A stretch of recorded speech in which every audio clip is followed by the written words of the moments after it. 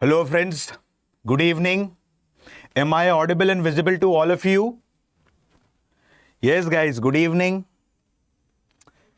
Please let me know, am I audible and visible to all of you so that we can begin with today's very important session about the Mughals. Yes guys?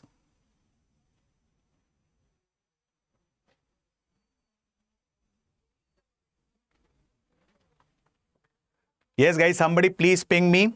Okay, thank you Skill and Study Hub.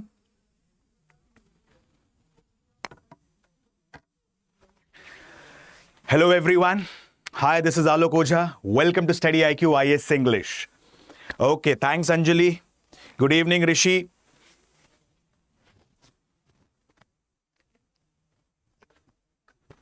So, okay, thank you. Good evening Anjali. So guys, long awaited session on Mughal Empire, and there has been a gap of 10 to 15 days. Okay. And by now we have covered many things of the what we say medieval Indian history series. So the aspirants, those who are new to the platform, I have already covered ancient Indian history as a part of the series. I have also covered the major topics of modern Indian history. Apart from this, I have also tried and covered the major part of medieval Indian history, wherein by now we have covered different topics such as the rise of Islam. Apart from this, the Delhi Sultanate. Apart from Delhi Sultanate, Sufism, Bhakti movement, different regional kingdoms such as Jaunpur Sultanate, Gujarat Sultanate, Malwa Sultanate, and so on. Okay. Now, one of the most important topics of medieval India that we are going to focus today is the rise of Mughals. Okay? You have to listen to me patiently. I will request every one of you to have a pen and paper along with you so that you can note down the important points. Like the previous sessions that we have covered on medieval Indian history, here also I'm going to go in a very step-by-step manner for easier understanding of the concept. Now, why is today's session important?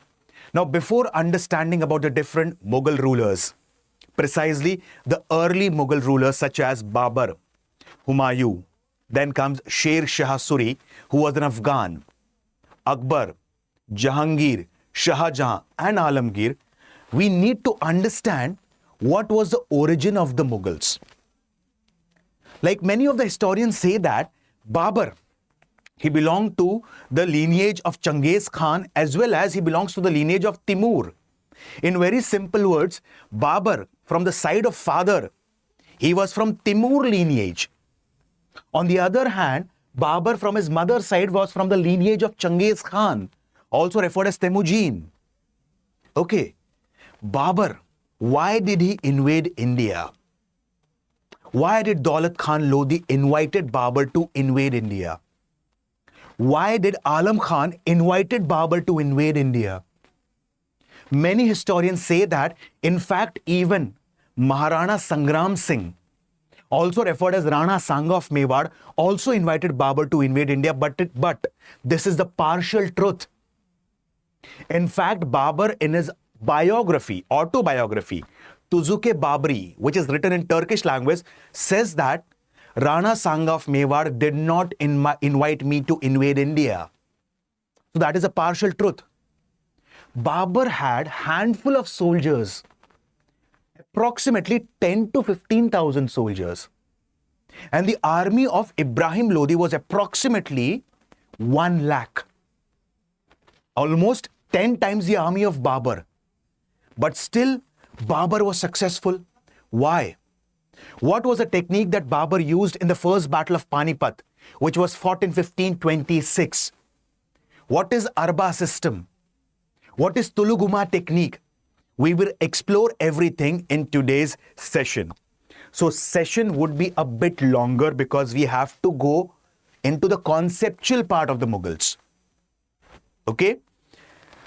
Listen to me patiently, have a pen and paper along with you so that you can note down the important points. Let's begin with the rise of Mughals and the first Mughal ruler of India, Babur. Okay, there is a book called as Specifically, I'll name that book History of Mongols. And this book, History of Mongols, was being written by whom? It was being written by Igor D. Rashelwitz. I repeat, this book was written by Igor D. Rashelwitz. In that book, there is a different story that has been mentioned about Genghis Khan. Okay, now before I speak about this, let's understand this in a very step-by-step manner. Right in the start of the session, I've told you one thing. And what did I tell you? Many historians believe that Babur from the side of father belonged to Timur lineage. On the other hand, from the side of mother, he belonged to the lineage of Genghis Khan, also referred as Temujin. Correct? Now let's explore this. Pay attention carefully for easier understanding of the concept. Now, there is a book called as History of Mongols. As I've told you, written by Igor D. Rashelwitz. And the point that I'm telling you is unevidential. I repeat the point again. Whatever I'm going to tell you right now, what is mentioned in the book, History of Mongols, is unevidential. It is just mentioned in that book. And what it is mentioned? Genghis Khan, it is believed that, like his gene, it has come from a wolf and a deer. The name of the wolf was Bortechia and the deer was Guamaral. And that was the actual lineage of Genghis Khan. But this is unevidential, as I've told you. Correct? So this has been mentioned in a book called as History of Mongols, written by Igor D. Rashelwitz. But let's understand the history behind this. So this chart is very important to understand how this person Babur, he belonged to the lineage of Timur and Genghis Khan both. Okay? Like it is believed that Bodonchar, okay, Bodonchar, he was the head of the tribe. And he was the head of a tribe referred as Borjigin tribe. I repeat, he was the head of Borjigin. This is spelling is Borjigin tribe. Okay? After some time, there was another tribe that came out of Borjigin tribe, and that was Barlas tribe. So Barlas tribe and Borjigin tribe both have common ancestor in the form of Bodonchar. Okay? Now let's understand about Borjigin tribe in detail. Now there were two important rulers of Borjigin tribe. One was Kabul Khan, other was his brother Ambagi Khan. With the passage of time, when the influence of Kabul Khan started increasing, so there was a ruler of China, Taizong. He invited Kabul Khan to Beijing. And Kabul Khan went there. After some time, there were dissenting opinion between both of them. And this grew into a lot of bitterness. So what happened at that time? Taizong, he killed his brother Ambagi Khan. Okay? Kabul Khan had two sons. One was Bartan Bagatun and other was Hautullah Khan. I can understand the name are a bit difficult to remember, but please do not worry about this, my friends. Okay. You just try and understand this chart. Okay. I repeat the points again. Borjigin, it had two important rulers, Kabul Khan and Ambagi Khan. Both of them were brothers. Kabul Khan's influence started increasing. Okay. Now, what happened in that case? Major part of Central Asia was being occupied by the Mongols. And the region of Iran at this time, it was being occupied by whom? Safavid dynasty. So Mongol had a lot of influence in that region. And because of the bravery of Kabul Khan, he was being invited to Beijing. He was being invited to China by Taizong. After some time, there was animosity between both of them. There was bitterness between both of them. And Taizong, he killed the brother of Kabul Khan, whose name was Ambagi Khan. Now, Kabul Khan had two sons. One was Bartan Bagatun and second was Hautullah Khan. At this particular point of time, this person again killed one of his sons, whose name was Hautullah Khan. Bagatun had a son. named as Yesugai. And Yesugai had a son named as Temujin, also referred as Chengiz Khan. Okay. Many historians, particularly the Islamic scholars, also write when Chengiz Khan was born, he had a blood clot in his fist. So astrologers at that time predicted that he would become one of the greatest rulers of the world at that time. And many historians, as I've told you, one of the historians, that is Igor D. Raschelwitz, who wrote the book History of Mongols, writes that at that time, 1.5% population of the world, it got perished because of this person, Temujin or Chengiz Khan. Okay? Hope you got the story till here. Okay, now moving further. Now, Temujin or Chengiz Khan, he married Borte. And he had 4 sons. Please understand this. He had 4 sons. Jochai Khan, Chaktai Khan, Ogedai Khan, and Tolui Khan. And one of his sons, Chagtai Khan, had a daughter named as Nigar Khatun. This was about the lineage of Chengiz Khan. Okay? Burlas tribe, one of the major ruler of the Burlas tribe was Timur, the ancestor of Babur. Okay? Now, Timur had many rulers who succeeded him. Miran Shah, Sultan Muhammad, Sultan Abu Said, and finally comes Umar Sheikh Mirza. And there was continuous animosity between these two tribes, Burlas and Borjigin. Now what happened to end this animosity? Chagtai Khan's daughter, Nigar Khatun, was married to Umar Sheikh Mirza.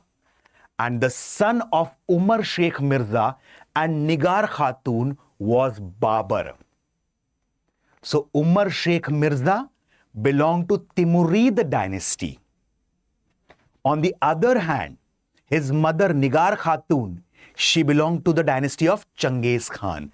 Hence, many historians do believe that Babur from the side of father belonged to Timurid dynasty. On the other hand, from the side of mother, Nigar Khatun, he belonged to the dynasty of Chengiz Khan.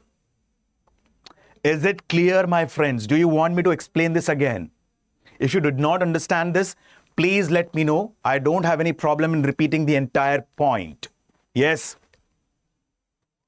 Yes, guys. Hari, it would be useful for you in SSC CGL, undoubtedly. But this is majorly from the perspective of UPSC GS. Okay? Is it clear? Yes, guys. I understand that things here are a bit complicated, but to make you understand the lineage of Babur, okay, I had to explain you all these things. Okay? Again, within 30 seconds, I'll explain the point, okay, guys? Because I don't want you to get confused and I want all your concepts to get cleared. Okay? This entire thing has been mentioned in the book called as History of Mongols.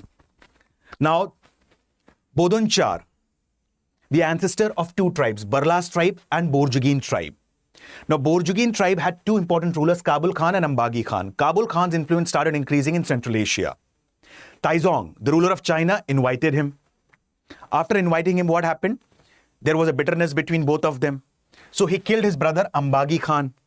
He had 2 sons, Bartan Bagatun and Hautullah Khan. Hautullah Khan was being killed. Finally comes Temujin, who is also referred as Chengiz Khan.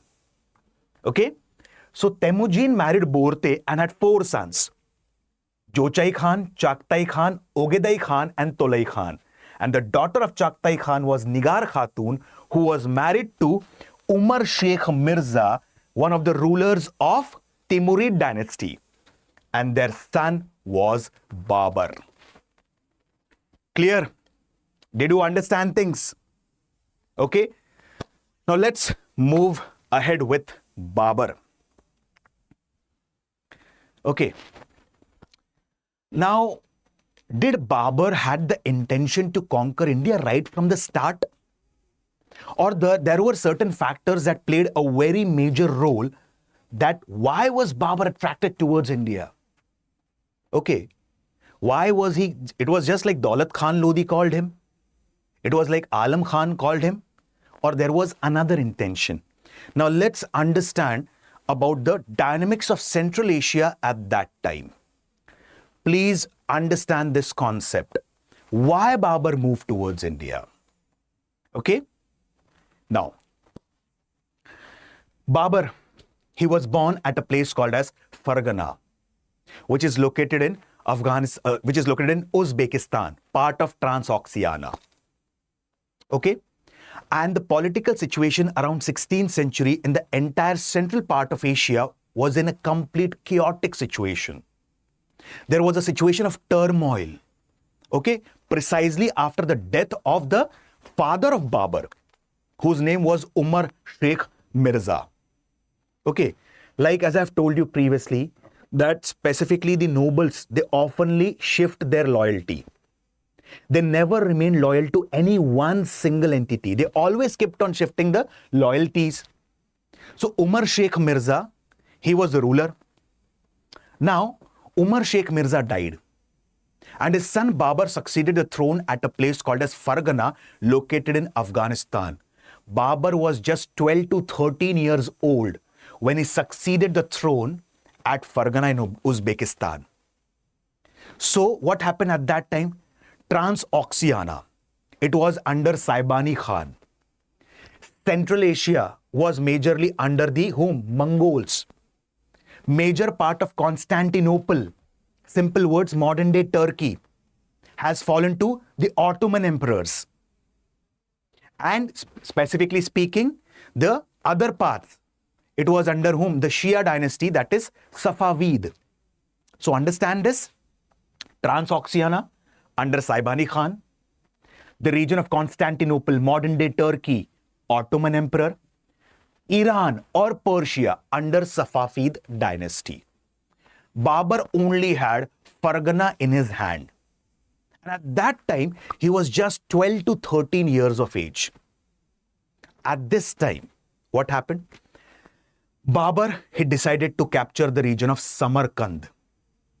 And Samarkand, it was strategically very important.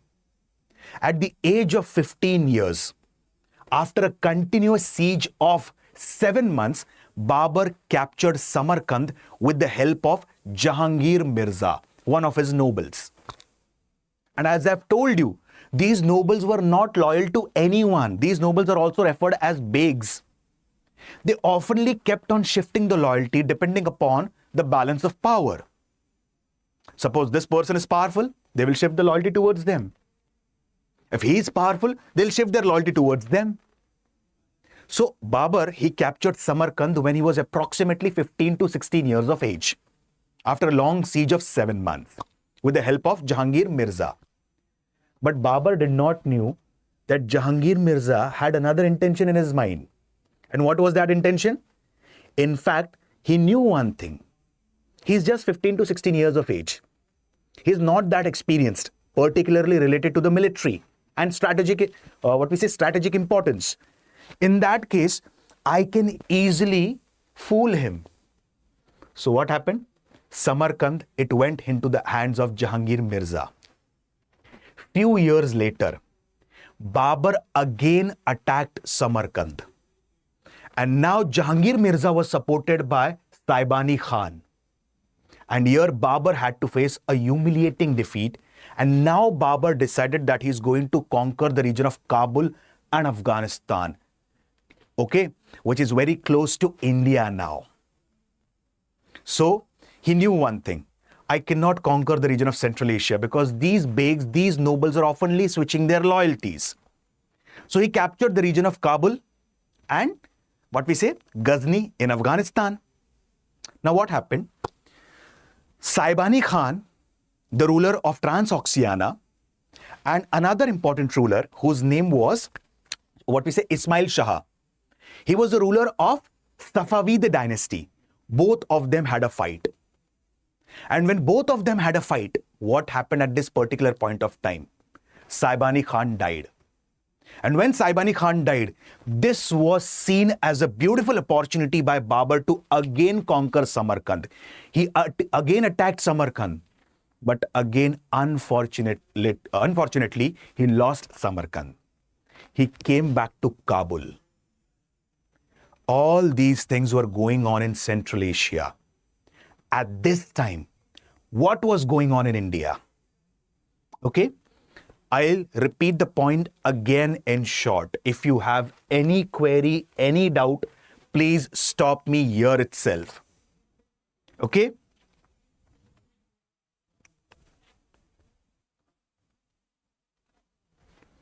So,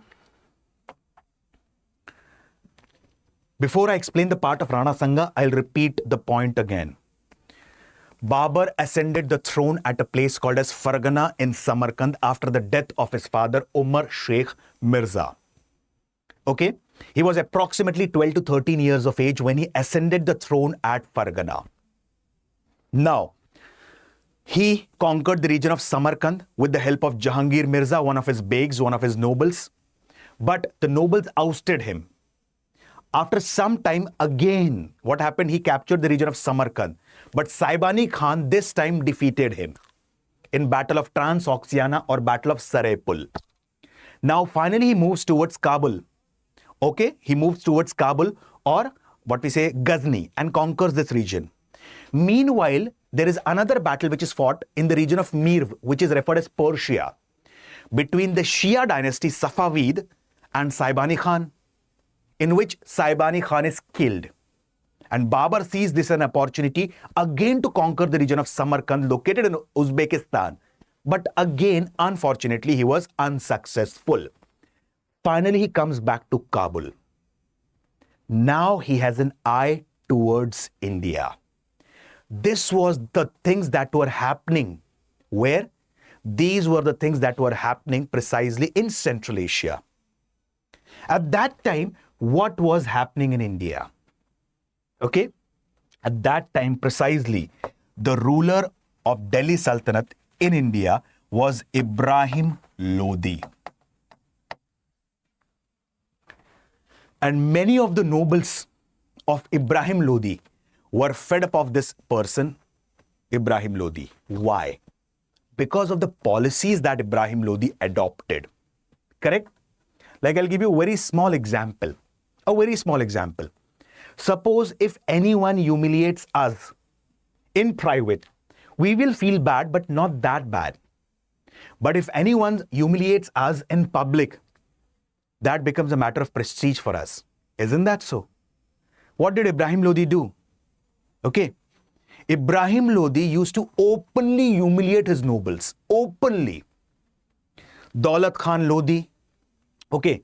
He was the governor of Lahore. I'll give you one of the finest example about this. Why did Daulat Khan Lodi invite Babur? Okay.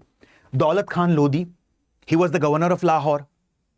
And Daulat Khan Lodi, at that time it is said that he was being called to the region of Delhi by Ibrahim Lodi for certain work.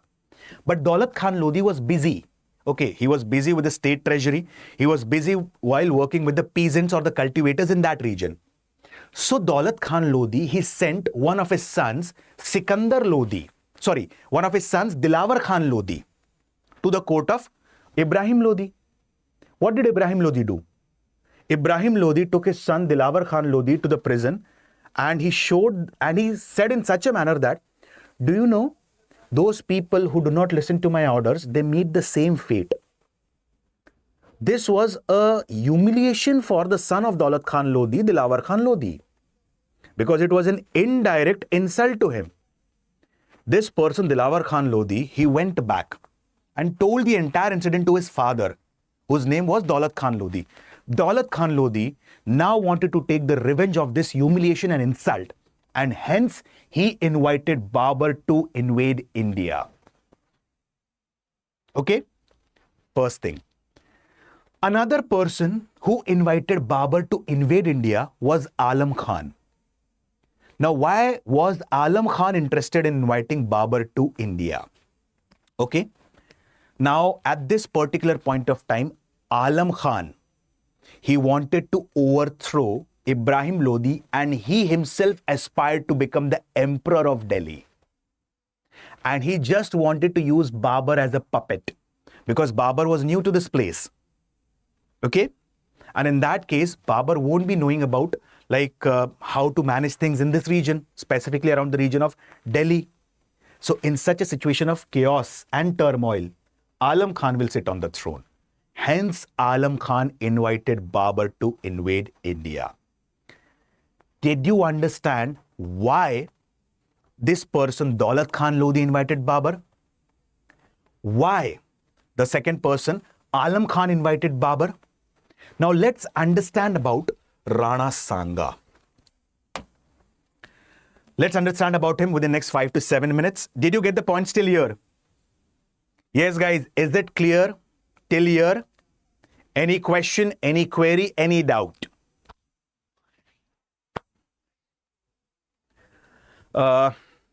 James, you have a question, the yellow book or the NCERT for modern Indian history?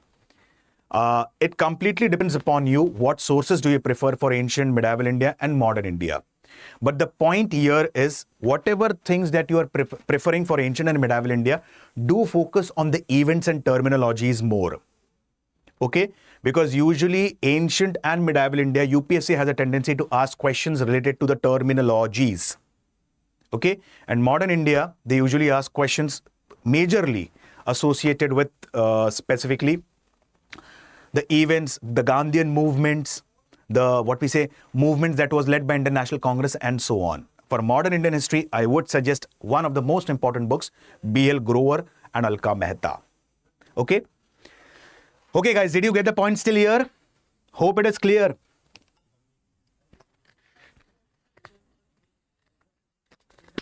Okay, guys, so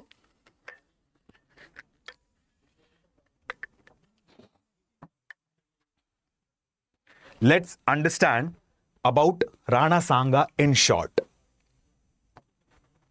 Okay? I have already covered the Maharanas of Mewar. Okay. The region of Mewar, it included the region of Udaipur, Rajsamand, Bhilwara, Pratapgarh and Chittorgarh. And the rulers or the Maharajas of Mewar were also referred as Maharana. So there was one important dynasty that was established here, was Sisodia dynasty, also referred as Guhila dynasty. And the credit for creation of the Guhila dynasty or Sisodia dynasty goes to Bappa Rawal. And there were many, ambitious and the most powerful Maharanas at that time who succeeded Bappa Rawal, such as Maharana Kumbha, who constructed the fort of Kumbhalgarh. Apart from this Maharana Kumbha, Maharana Sangram Singh, also referred as Rana Sanga. Maharana Pratap Ji, who fought the famous battle of Haldi Ghati in 1576 against whom? The army of the Mughals. Correct? Maharana Amar Singh, one of the sons of Maharana Pratap Ji. So we need to understand here majorly about Rana Sanga. Now Rana Sanga, it is said that his father's name was Rana Raimal. And Rana Raimal had 4 sons. Okay? I have covered this in quite depth and detail as the part of Maharanas of Mewar. I'm just giving you short snippets so that you can understand things in an easier manner. Okay? So, Maharana Sangram Singh, okay, or Rana Sanga, he was the son of Rana Raimal. Rana Raimal, he had actually 4 sons, Prithviraj, Jaimal, Shesh and Sanga. After the death of Rana Raimal, there was power struggle between 4 brothers. The elder brother Prithviraj, he was so hungry for power that it is believed that in a fierce battle, like Maharana, he lost one of his arms and one of his eye. After some time, Prithviraj also died. And when Prithviraj died, Maharana formed alliance with other Rajput rulers. One among them was Karam Chand Pawar. Okay? Another important one was Karam Chand Pawar. He helped Maharana Sanga in gaining power. So Maharana Sanga or Rana Sanga, after the death of his brother Prithviraj, became one of the major rulers of Mewar. And after becoming the ruler of Mewar, obviously he is going to have fight with whom? Ibrahim Lodi, who was sitting on the throne of Delhi Sultanate, two major battles were fought with Ibrahim Lodi. Okay. The first battle that was fought with Ibrahim Lodi was Battle of Khatoli, which was fought in 1517. Okay. Now, what is this battle all about? At this particular point of time, Maharana Sanga, he was following the policy of expansionism. He was following the policy of imperialism. And he had conquered certain parts of Western UP. Since he had conquered certain part of Western UP and Agra was of strategic importance, precisely from the time of Sikandar Lodi, correct? If you remember, we had studied in the Lodi dynasty that Sikandar Lodi had laid the foundation of the city of Agra.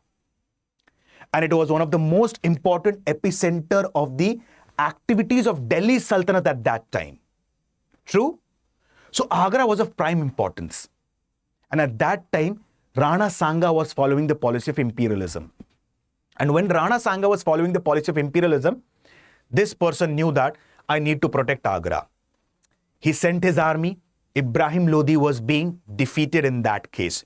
And many believe that Ibrahim Lodi was being imprisoned by Rana Sanga. Later on, he was being released.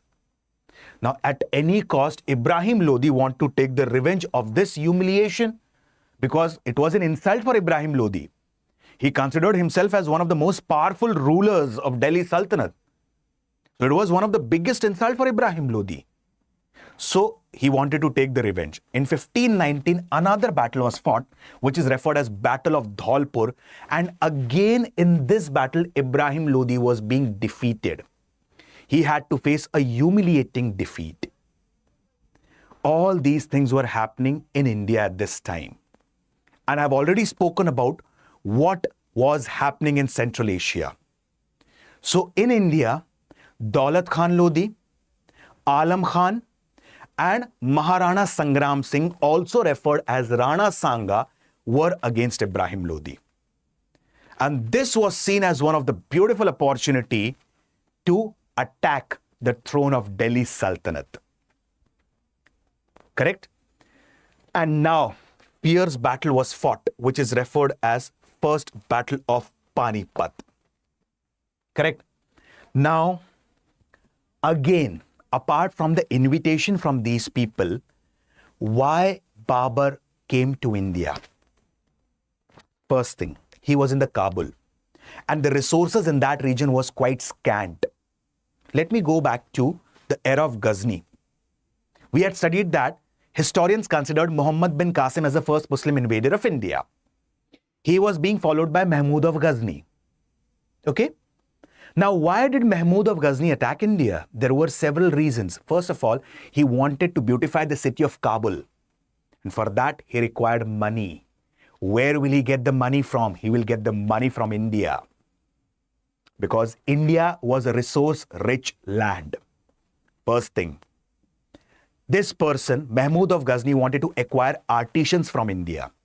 Mahmud of Ghazni wanted to acquire the elephants from India because he had heard that Indian elephants are quite stronger.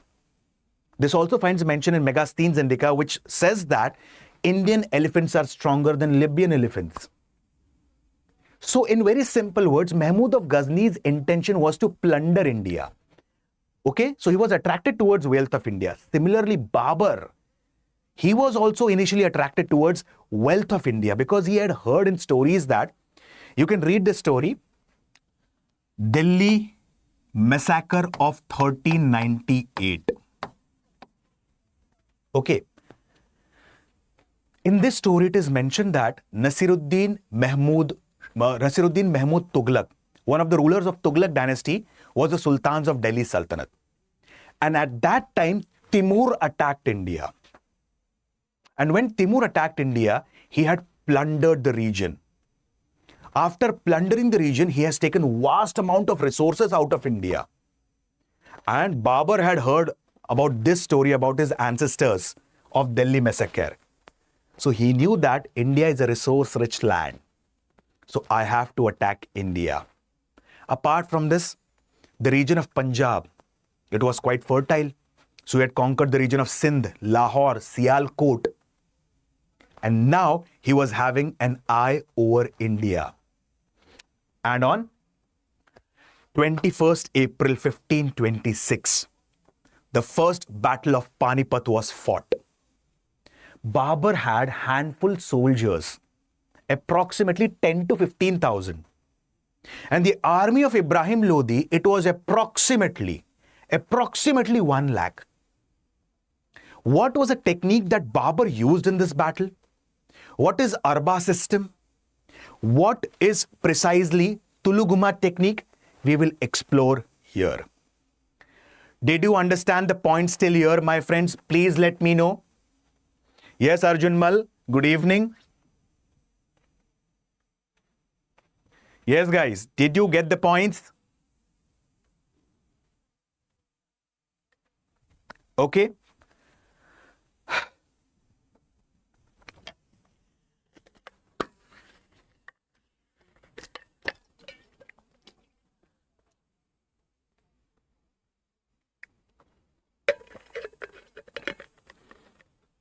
Okay, guys. So now, let's understand about the first battle of Panipat, which took place in 1526. To understand the first battle of Panipat, you need to understand, okay, thank you, Rishi. You need to understand what is Tuluguma technique. You need to understand this thing. Okay? I'll tell you one thing. It is not necessary that you experience everything in life, because life is quite short when you start experiencing everything. We can also learn from other people's experiences. Isn't that so? And the statement that I'm saying also finds mention in one of the most important books, Chanakya Niti. And everyone knows about Kautilya, Vishnugupta or Chanakya. True?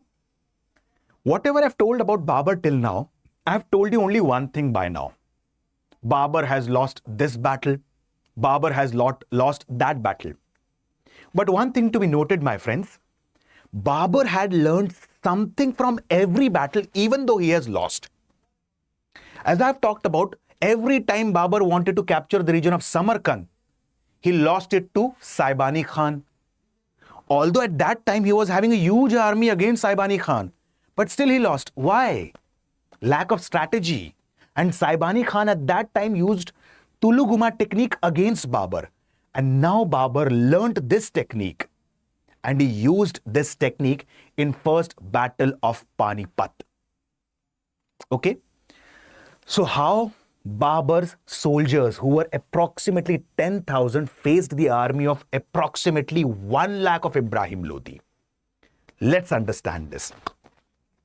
This entire technique is referred as Tuluguma technique or Rumi technique. Okay? Suppose this is the army of Babur. This side, just understand this, okay? This side is the army of Babur. Here is the army of Ibrahim Lodi. Okay? As a part of Tuluguma technique, Babur has divided his army into 3 parts: center, left, and right. Okay? Now moving further. This is the cavalrymen on the right side. Sorry, left side. These are the cavalrymen on the right side. Now, after, like, what happened? Center, left, right. So there is an infantry unit here. There is an infantry unit here. There is an infantry unit here. Apart from this, on the right and the left side, there is also a unit of cavalry. That is the soldiers who are fighting on the horses. Okay. Moving further. Here, he has dug a big hole. Approximately, which is 25 feet. Approximately. And it spreads for a distance of approximately 2 to 3 kilometers. And there at the bottom of these, what we say holes, there are spikes. There are thorns. And it was being covered by grass. So that enemy won't realize this. And when the enemy forces will start attacking, what will happen? He will clear up the grass. Sorry, he will clear up the thing that he has covered. And all of them will fall into that ditch. First thing. Now further. Just near this hole, these are the bullock carts. Okay? Now these bullock carts are connected by a leather strap. Can you see this bluish one? Leather strap. And these leather straps are called as arba. Suppose this is one bullock cart, this is second bullock cart. These two bullock carts are connected with a leather strap, which is referred as arba. Just behind the arba would be cannons and few soldiers would be posted. So this is cannon, soldier, bullock cart. Cannon, soldier, bullock cart. Okay? Army will attack the unit of Ibrahim Lodi. What will happen? They will remove this part. Many of them will fall here. Okay? As soon as, what we say, cannons would be started, like cannons would be shot on the army of whom? Ibrahim Lodi. There is one problem. The sounds of the cannon will create havoc. And there is one problem with the elephants. In a situation of turmoil, in a situation of confusion, these elephants start trembling down their own men. And this is what happened. As soon as Mansur and Ustad Ali, these were the expert, what we say, gunmen in the army of Babur. As soon as they started shooting the cannons, what happened? The elephants, they got confused and they started trembling down their own men. And at this time, when there was a confusing situation, immediately the cavalrymen started attacking from left and right. Approximately 20,000 soldiers in the first half of the battle were being killed of Ibrahim Lodi. In fact, Ibrahim Lodi was also being killed. Okay? This entire technique is referred as Rumi technique or Tuluguma technique. And Babur has used this technique in the first battle of Panipat, which he has learnt from, yes, Saibani Khan in the battle of Transoxiana or battle of Sarai Pul. Clear? Center unit was led by Babur himself and the left unit was being led by his son whose name was Humayun. Got it, my friends? Yes.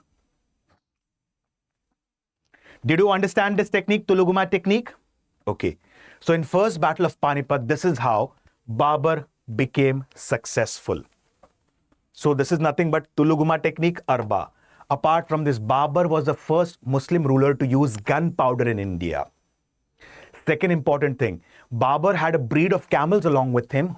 They were referred as Zamburak.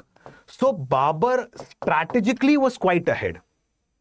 Although he did not have huge soldiers, he did not have a huge army, but strategically he was quite ahead. Hence, he was successful in the first battle of Panipat. Hope the points are clear, my friends. Okay. So this is the entire story about the first battle of Panipat. Hope you got the points. Is it clear? Do you want me to explain again? Am I clear? Yes, my friends. Okay. Now, Babur, he thought that after the first battle of Panipat, problem for him is over. No. Now, what was the problem here? Rana Sanga, he had made alliance with other Rajput rulers. And since Rana Sanga had made alliance with other Rajput rulers, now it is necessary to contain or stop Maharana Sangaji. Secondly, many of his soldiers, they were feeling homesick and they wanted to go back. Okay, because they were war weary, they were continuously fighting battles.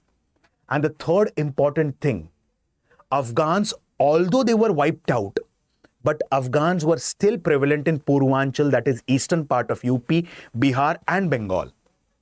And one of the brothers of Ibrahim Lodi and son of Sikandar Lodi, whose name was Mahmud Lodi, he wanted to take revenge from Babur at any cost. So there were many other problems that were waiting for Babur.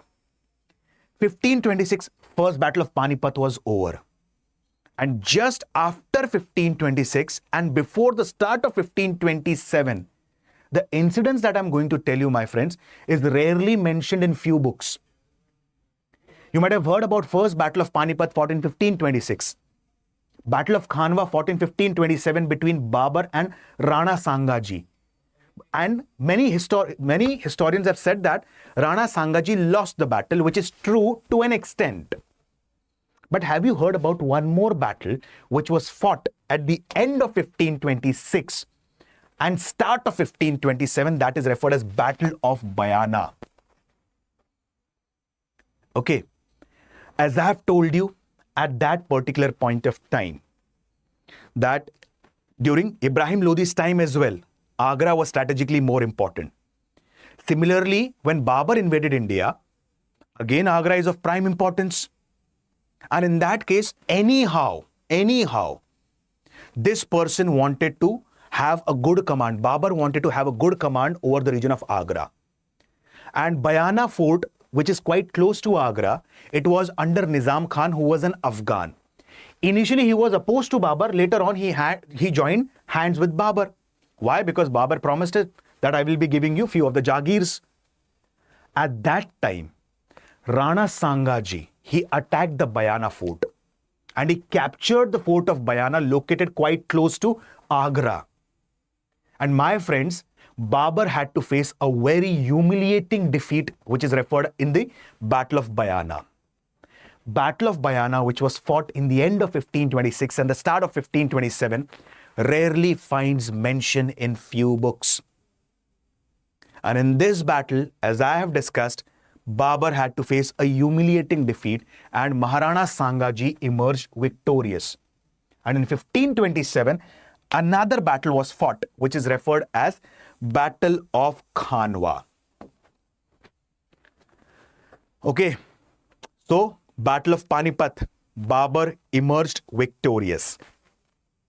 Battle of Bayana, Babur lost it against Maharana Sanga. And now comes Battle of Khanwa. Now I'll tell you one thing. This person, after Battle of Bayana, understood one thing. It is not easier to defeat the Rajput Confederacy. I have underestimated the power of the Rajput rulers, precisely Maharana Sanga. And here I have to be strategically much more ahead than the Rajput warriors. Apart from this, Maharana Sanga had created an alliance. He was being supported by the ruler of Jalore, Sirohi. Okay. Apart from this, he was being supported by, Medini Rai. Medini Rai or Medini Rao of Chanderi. Chanderi, it is an extension of Malwa, which is located in western part of MP. He was supporting Maharana Sanga. I have told you about Mahmud Lodi, one of the Afghan and brothers of Ibrahim Lodi. He was also supporting Maharana Sanga. So at this particular point of time, Maharana Sanga had raised an army of approximately 1 lakh to 1,50,000. And Babur, he had taken a vow and he had told everyone that at this particular point of time, in fact, Hasan Khan Mewati, he had also supported Maharana Sanga. So Maharana Sanga, he had a huge army. Babur, as per Babur Nama or Tuzuke Babri, it is said that Babur had taken a vow that I will stop consuming alcohol or I won't consume alcohol until and unless I defeat Rana ji or Rana Sanga ji. And secondly, he had asked all the Muslims to support him, because if in that case I become victorious against Maharana Sanga, I will cancel the toll or I will remit the toll janga which is imposed on all the Muslims. At this time, Battle of Khanwa was being fought. And the point is, there was a person whose name was Silhadi Tomar. Initially, he was supporting Maharana Sanga, but later on, he joined hand with Babur. In simple words, Silhadi Tomar, he betrayed Maharana Sanga ji. And it is said that Maharana Sanga, he became wounded in this Battle of Khanwa. He was taken away from the battlefield, but there was another person whose name was Ajja Jhala. Okay? He fought with the enemy till his last breath. Okay? And Battle of Khanwa again was in favor of Babur.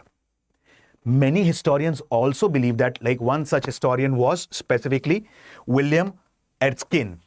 William Erskine says one thing, that at that time Maharana Sanga was again planning an attack on Babur, but he was being poisoned by his own nobles. Okay? So in very simple words, this is nothing but Battle of Khanwa, which was fought in 1527. Okay? Now comes Battle of Chanderi. If you remember, just now I have told you one important aspect. That ruler of Chanderi, Medini Rao, also supported Maharana Sanga against Babur. And Babur, now he wanted to capture the region of Malwa at any cost. Why? Like I have told you n number of times when we were studying the Delhi Sultanate, like Madhya Pradesh is of quite strategic importance. And it is divided into 3 to 4 major geographical units. The northern part of MP is referred as Bundelkhand. Southern part is referred as Nimad, like the districts of Burhanpur, Khandwa and so on. Western part is referred as Malwa. Okay, like precisely speaking, Indore, Dhar, Mandu, Ujjain, all these come under what we say Malwa. And the eastern part is referred as Bagelkhand. And Malwa, it is a gateway to South India. Malwa opens the door of South India. At that time, this person, Babur, he had conquered the fort of Dholpur and Gwalior, located in the Bundelkhand region. And now he had come to the region of Malwa. He had asked Medini Rao that please surrender Chanderi or Malwa to me. And in that case, I will give you another region, Shamshabad. At that time, Medini Rao completely declined the offer of Babur. And when the offer of Babur was being denied, obviously what is going to happen? Babur will attack now. Babur attacked the region of Chanderi and he occupied that. It is believed that Medini Rao, he fought valiantly, but he lost the battle. In fact, many women of Chanderi committed Johar.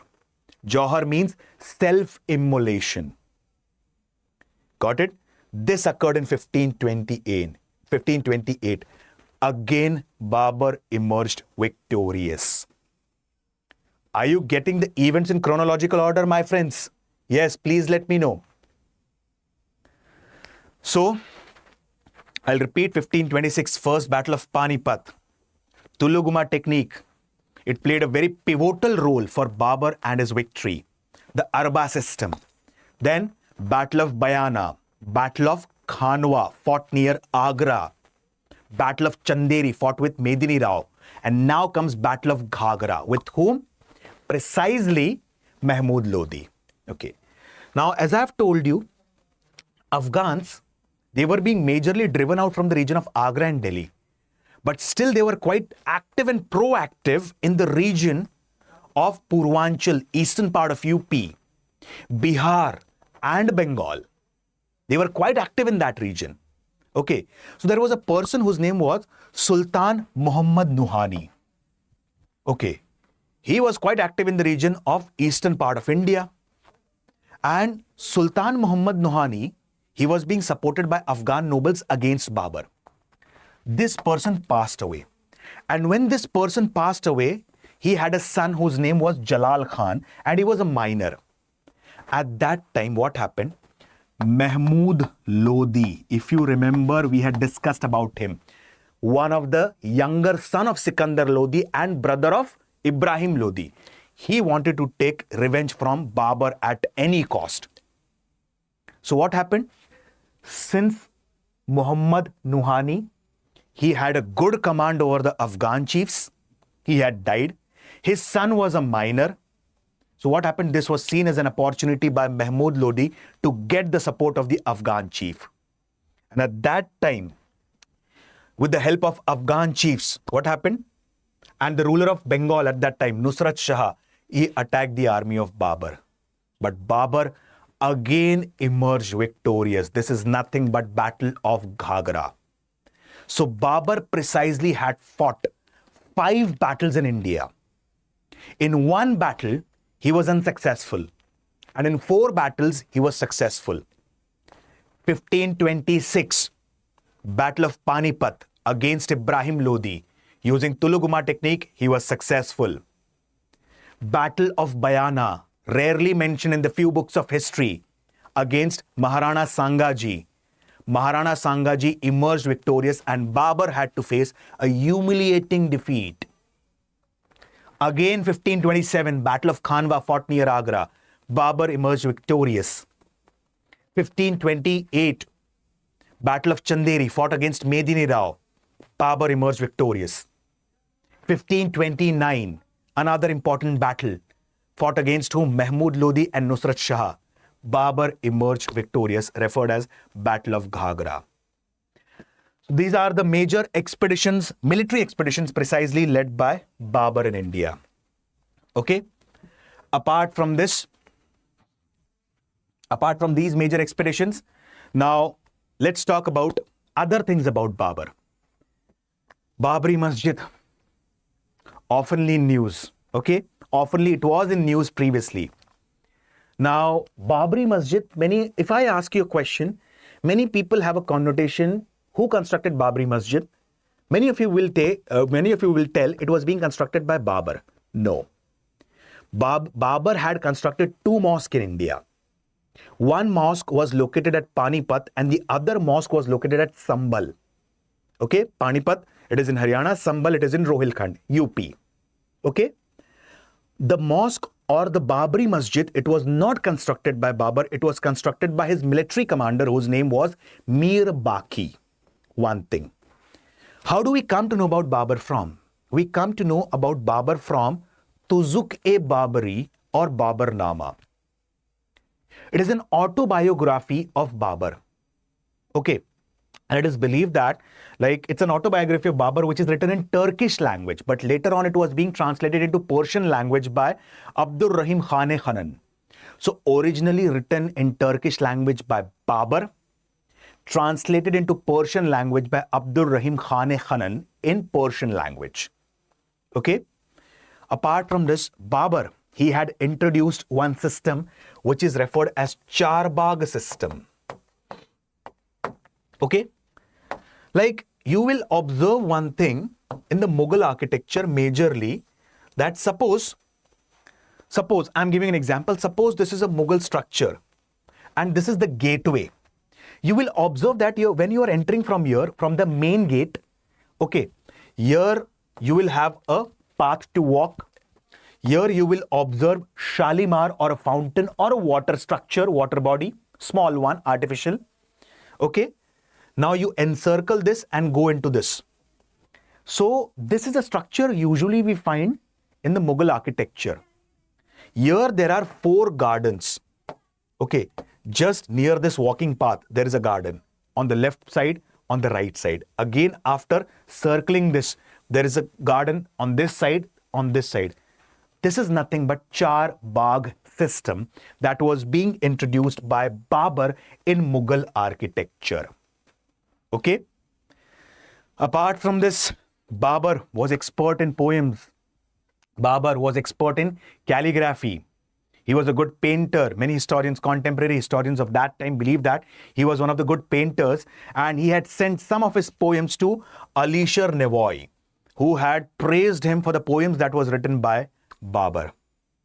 Babur, he died at the age of 47, approximately 47. And he was being succeeded by his son, Humayun. Humayun, the word Humayun basically means the most fortunate one. But if you go down the history of the Mughals, Humayun is considered as the most unfortunate ruler of the entire Mughal dynasty. And one of the most interesting facts is Humayun is considered as one of the most literate ruler of the entire Mughal dynasty, and still he was unsuccessful. Many historians believe that during the time of Humayun, from 1540 to 1555, there was a political vacuum in India, and Mughals did not have their rule because their rule was being replaced by another dynasty, Sur dynasty, whose foundation was being laid down by Sher Shah Suri, also referred as Sher Khan or Farid. So this was the story of Babur.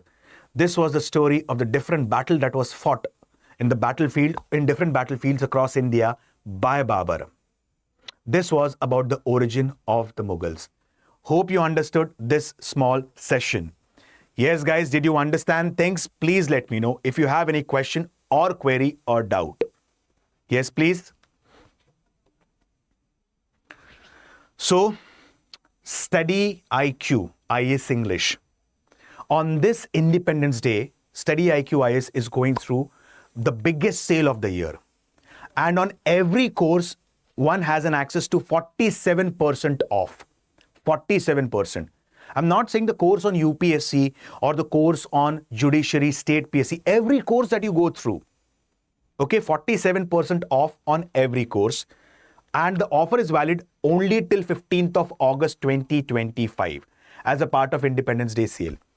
Now, one more thing.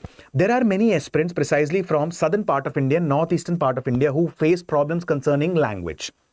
Like they have, sir, we have a lot of material available on YouTube. We have a lot of material available on different apps.